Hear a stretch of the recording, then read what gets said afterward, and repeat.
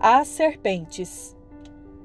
Por um longo tempo continuamos a matar os abutres e atirar em cada um dos demônios que estavam montados nos cristãos. Descobrimos que flechas correspondentes a determinadas verdades tinham um efeito maior em determinados demônios.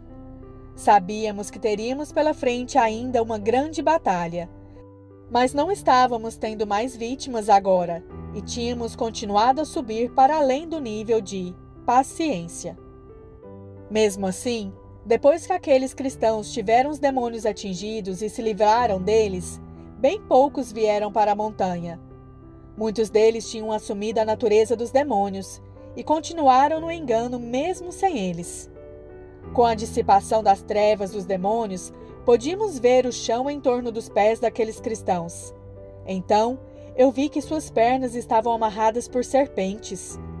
Olhando para as serpentes, vi que elas eram da mesma espécie e que tinham o nome Vergonha escrito sobre elas. Lançamos flechas da verdade sobre as serpentes, mas sem muito efeito. Então, experimentamos as flechas da esperança, mas também sem resultado. De Gálatas 2:20, tinha sido bastante fácil ir mais para cima, porque todos nós nos ajudávamos uns aos outros. Como parecia haver pouco que agora podíamos fazer contra o inimigo, decidimos procurar subir tão depressa quanto pudéssemos, até descobrir alguma coisa que funcionasse contra as serpentes. Passamos por níveis de verdade bem depressa. Na maioria deles, nem mesmo nos cuidamos de olhar em volta para ver se não havia alguma arma que possivelmente desse resultado para combater as serpentes. Fé, esperança e amor estavam conosco, mas não cheguei a notar que tínhamos deixado sabedoria bem para trás. Passou um longo tempo antes de eu perceber o erro que tínhamos cometido.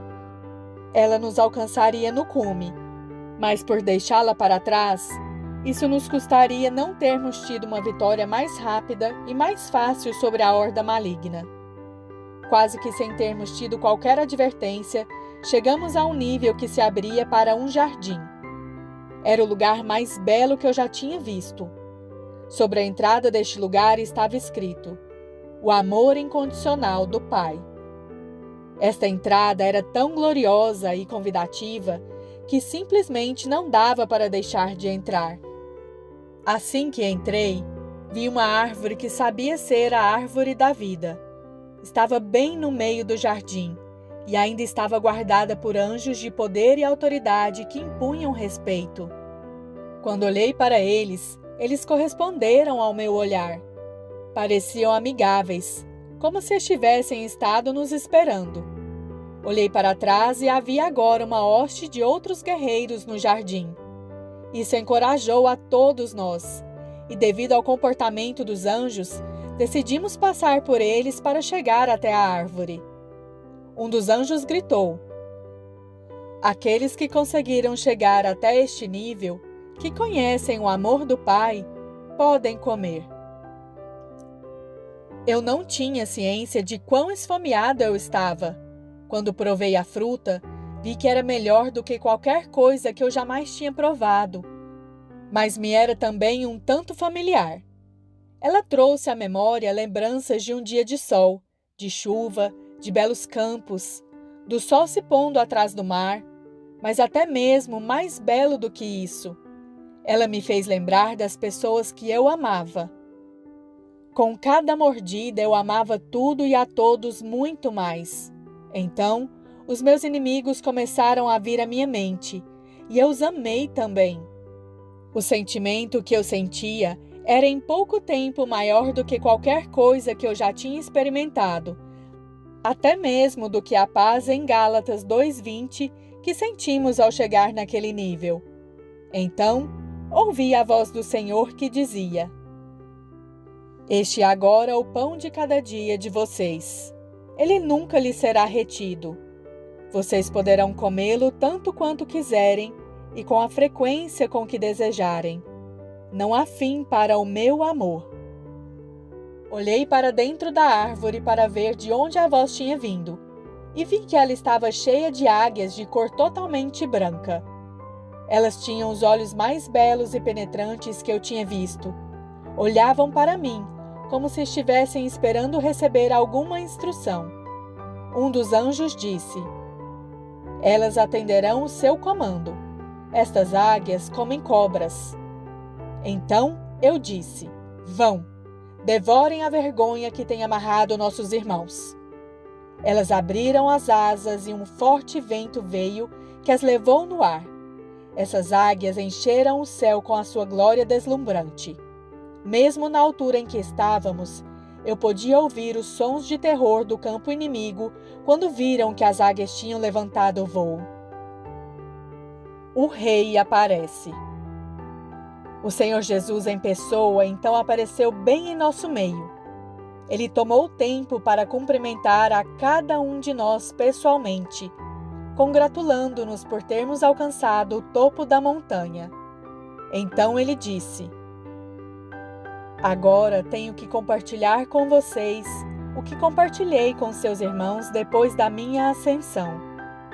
A mensagem do meu reino. O exército mais poderoso do inimigo agora foi posto em retirada, mas não foi destruído. Agora é a hora para marcharmos com o evangelho do meu reino. As águias foram liberadas e irão conosco. Tomaremos flechas de todos os níveis. Mas eu sou a espada de vocês. Eu sou o capitão de vocês. Agora é a hora para que a espada do Senhor seja desembainhada. Então me virei e vi que todo o exército do Senhor estava postos naquele jardim. Havia homens, mulheres e crianças de todas as raças e nações, com as bandeiras de seus países sendo carregadas, as quais se moviam ao vento com perfeita harmonia. Eu sabia que nada igual a isso jamais tinha sido visto na terra antes. Eu sabia que o inimigo tinha muitos outros exércitos e fortalezas por toda a terra, mas nenhum deles poderia permanecer de pé diante deste grande exército. Eu disse, quase sem poder pronunciar: Este certamente é o dia do Senhor. Toda a hoste então respondeu como um trovão amedrontador: O dia do Senhor dos Exércitos chegou. Sumário. Alguns meses depois, fiquei meditando sobre este sonho. O que me alarmou muito foi que certos acontecimentos e condições na igreja me pareceram ser paralelos ao que eu tinha visto quando a horda do inferno começou a marchar. Me lembrei então de Abraham Lincoln. A única maneira pela qual ele pôde se tornar o emancipador e preservar a União foi decidindo fazer uma guerra civil. Não apenas ele teve que lutar nesta guerra, mas teve que fazê-lo com a resolução de não ceder em nada, até que a vitória fosse completa. Ele teve também que ter a graça de lutar a guerra mais sangrenta da história americana, sem pichar de demônio o inimigo por meio de toda forma de propaganda. Se ele tivesse feito isso, ele poderia ter conseguido galvanizar a resolução do Norte em tempo bem mais curto e ter uma vitória militar bem mais rápida. Mas isso tornaria a convivência do Sul com o Norte muito mais difícil depois que a guerra terminasse. Como a sua luta era verdadeiramente para preservar a União, ele nunca considerou os homens do Sul como inimigos, mas sim escravizados pelo mal. Uma grande guerra civil espiritual agora se aproxima da Igreja. Muitos farão tudo o que puderem para evitá-la. Isto é compreensível e até um ato nobre. Entretanto, o comprometimento que implica ceder a alguma coisa nunca propiciará uma paz duradoura. Isso somente tornaria o conflito final muito mais difícil quando ele ocorresse, e ele vai ocorrer. O Senhor está agora preparando uma liderança que esteja desejosa de participar da luta em uma guerra civil espiritual com o objetivo de libertar os cativos. A principal questão será escravidão versus liberdade. A segunda, que será a primeira para alguns, será o dinheiro. Assim, como a Guerra Civil Americana às vezes parecia que iria destruir a nação inteira, o que está por vir à Igreja às vezes irá parecer como se fosse o fim da Igreja. Entretanto, assim como a nação americana não somente sobreviveu, mas prosseguiu para se constituir na mais poderosa nação do mundo, o mesmo vai se dar com a Igreja. A Igreja não será destruída, mas as instituições e as doutrinas que têm mantido os homens em escravidão espiritual, essas sim, serão destruídas. Mesmo depois disso, uma perfeita justiça na Igreja não será obtida da noite para o dia. Haverá ainda lutas pelos direitos da mulher e para libertar a Igreja de outras formas de racismo e exploração. Todas essas são causas que terão de ser enfrentadas. Entretanto, a fé, a esperança e o amor e o reino de Deus, sobre os quais estes três se firmam, começarão a ser vistos como nunca foram antes. Isso irá começar a atrair todos os homens ao reino. O governo de Deus está para ser demonstrado como mais grandioso do que qualquer outro governo humano. Lembremo-nos sempre de que, com o Senhor, 1000 anos é como um dia.